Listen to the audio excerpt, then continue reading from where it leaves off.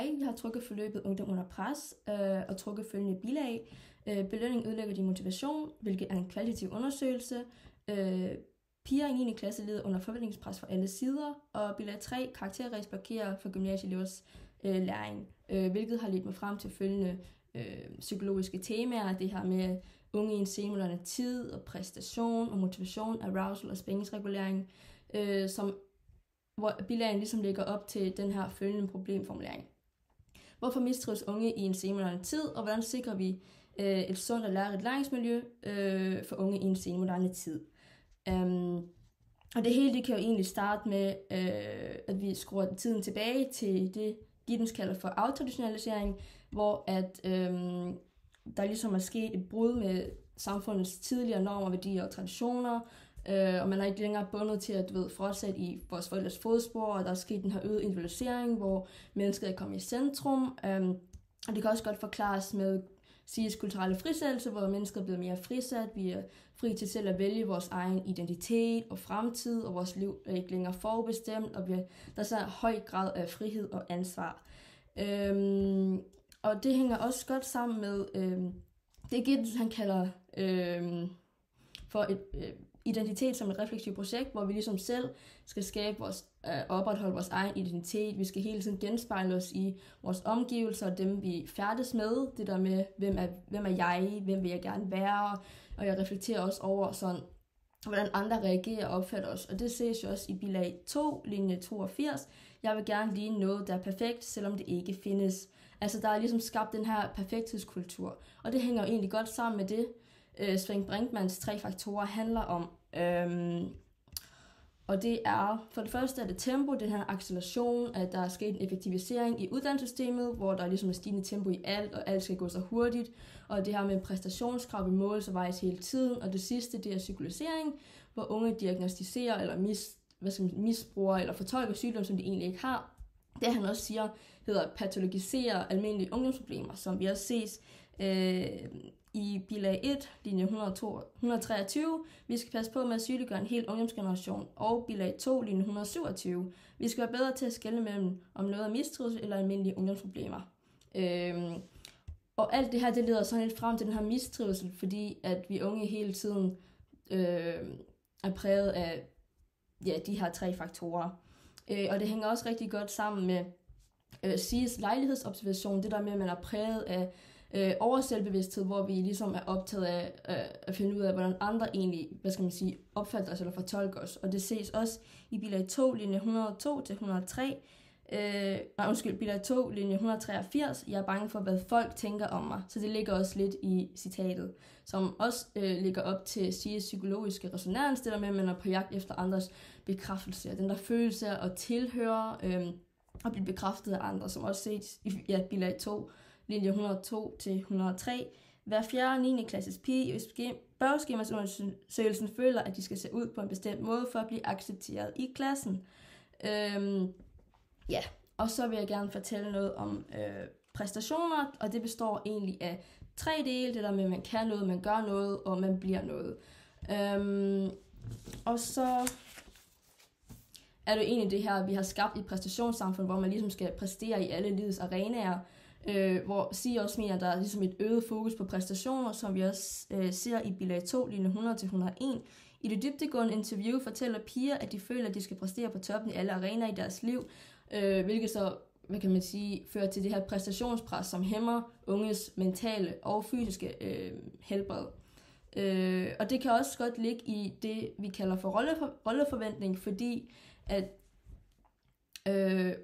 de unge, de har måske nogle forældre, der har en akademisk uddannelse, som så føler sig presset til selv at skulle tage en akademisk uddannelse. Altså de skal hele tiden leve op til de forventninger, deres forældre har til dem. Og det ser vi også i bilag 2. Det er børn fra velfungerende hjem, de har fået taget barndom delvis fra dem, fordi de skal leve op til en hel masse ting. Altså det der med, at vores forældres kapitaler, de spiller også en rolle i, hvor mistrives, eller hvor meget man mistrives i forhold til de her pres, man har.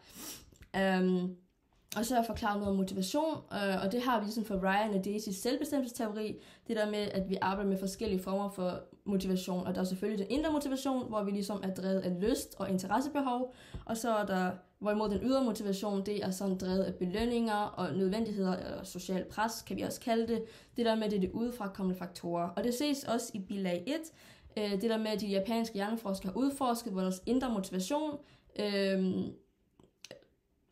der hvor de har udforsket den ulogiske undermineringseffekt, det der med, at vores ydre belønninger kan underminere vores indre motivation. Og resultatet var jo, at den indre motivation mindskes, når vi får en belønning, og modsat så øges den ydre motivation. Og det ses også i bilag 3. De er simpelthen optaget af at få de bedste karakterer. De vil over for lærerne demonstrere, snyde og forestille, at de er interesserede, nysgerrige og kan et fag. Altså her er der sådan tale om konkurrenceklima, det der med, at der er fokus på social sammenligning med henblik på deres resultater, hvor de unge de sammenligner med sig hinanden. Og der er den her indbyrdes konkurrence om at være bedst, og det skaber den her os-dem-mentalitet, så man er altså ydre motiveret, når man finder en nytteværdi, for eksempel i at få de her ydre belønninger, som kan virke motiverende for en. Og det hænger også rigtig godt sammen med det fastlåste mindset, det, som citatet også lægger op til, hvor man motiveres af udefrakommende belønninger og vurderer sig selv efter, hvordan andre bedømmer dem.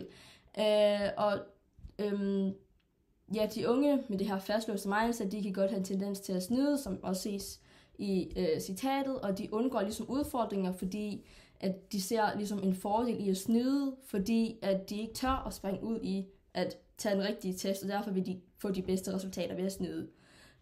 Og så vil jeg gerne forklare noget om mulige løsninger på problematikken, som vi kan se i bilagene. Det der med, at der skal være mere fokus på at fremme den indre motivation hos individet, og der skal være mere fokus på den opgaveorienterede motivation, altså det at lære noget frem for blot at opnå gode resultater. Og trods den kulturelle frisættelse, så har børn altså stadig brug for faste rammer. Altså det der med, at der skal være en fin grænse eller balance imellem, hvornår forældrene de skal gribe ind, og hvornår de ikke skal gribe ind. Og så er der også til sidst, at der er spændingsregulering, det der med, at ens niveau af arousal og ens håndtering af det pres, man oplever, har ligesom en afgørende betydning for din egen præstation. Jeg vil gerne lige udpege, at arousal det betyder, eller et andet udtryk for hjernens, vågenhedsniveau. Og der findes så en række muligheder, som man kan prøve at stoppe den her, eller regulere din arousal på. Og det kan du gøre via kognitive omfortolkninger, affirmationer, visualisering eller kropslige teknikker og musik. Og så vil jeg gerne lige dykke lidt længere ned i det. Altså det der med, at man kan redefinere ens negative tanker til positive, eller man kan give sig selv positiv respons. Og musik, den stimulerer ligesom vores belønningssystem og frigør signalstoffet dopamin, når vi lytter til noget, vi godt kan lide, altså den her følelse af velvære. Og så kan man ligesom visualisere sig for at styre vægten af problemer, man oplever. Og meditation, det afhjælper fysiske reaktioner på stress. For eksempel, når du mediterer, så sænker din puls, din vejrtrækning bliver dybere, du bruger ilt mere effektivt, dit blodtryk normaliseres, og du sveder mindre, og ligesom bliver helt afstresset. Og dine binyrer, de producerer ligesom mindre kortisol, og det her kortisol, det gør ligesom, at kroppen er i stand til at takle stresssituationer meget bedre. Og så vil jeg gerne lige komme ind på metode i undersøgelsen i bilag 1. Her læser vi selvfølgelig om det her japanske eksperiment, hvor motivationsfaktoren testes på baggrund af belønning, og vi kan så se, at den her gruppe, der får belønning, faktisk mister deres motivation modsat den her kontrolgruppe. Og den anvendte metode er ligesom eksperiment, hvor de observerer, hvordan de to gruppers adfærd de ændres på baggrund af den her belønning, de får. Og man kan sige, at fordelen ved et eksperiment er, at det er kvalitativt, fordi der er to små grupper, vi arbejder ud fra, og de bliver mere konkretiseret, men modsat er ulempen så, at det ikke kan bruges i generelle sammenhæng, altså den her undersøgelsesmetode måske, for eksempel den her fMRI-scanner ikke er helt fuldstændig, eller komplet billede af, hvad der egentlig sker i hjernen. Og så vil jeg gerne lige komme ind på nogle fejlkilder, og så er der for eksempel Hawthorne-effekten, det der med, hvis man er med i et forsøg, så ændrer man sådan sin adfærd. Og hvis en deltager ikke forstår opgaven, for eksempel, så gør man måske bare, hvad de andre gør, for at undgå negative sanktioner. For eksempel, hvis ikke de fuldfører opgaven ordentligt, så, altså som forventet, så kunne de andre godt blive sure på en, så det handler meget om det her konformitet også.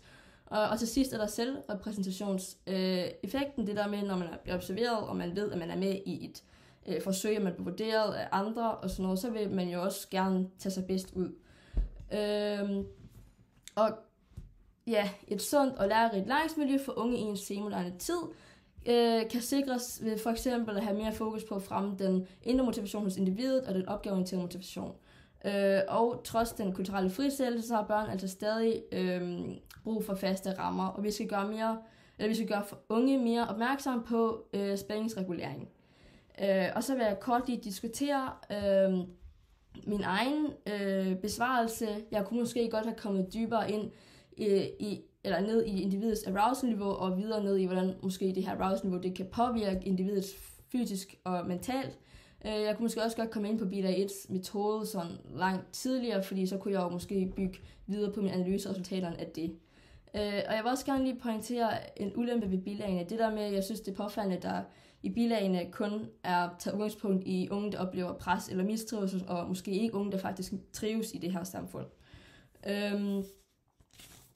Ja, og det leder mig sådan lidt videre til den her perspektivering, det der med, at vi kunne jo godt, hvis nu vi har taget eller inddraget både børn, der oplever mistrivsel og børn, der faktisk trives, så kunne vi jo måske få et mere nuanceret billede af, hvordan det såkaldte præstationssamfund ser ud, fordi vi kunne for eksempel komme ind på, hvordan nogen ikke oplever pres eller mistrivsel, og tage udgangspunkt i udviklingspsykologien i forhold til resiliens og risikofaktorer, eller vi kunne gribe det anderledes an, for eksempel ved at komme ind på, eller undersøge for eksempel forskellen på køn og pres.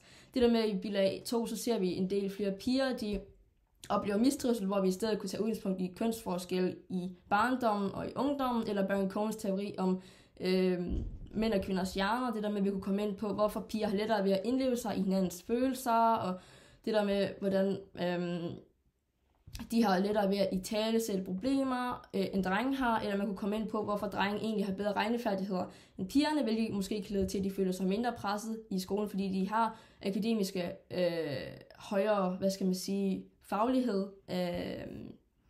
Ja, det var egentlig det, jeg havde.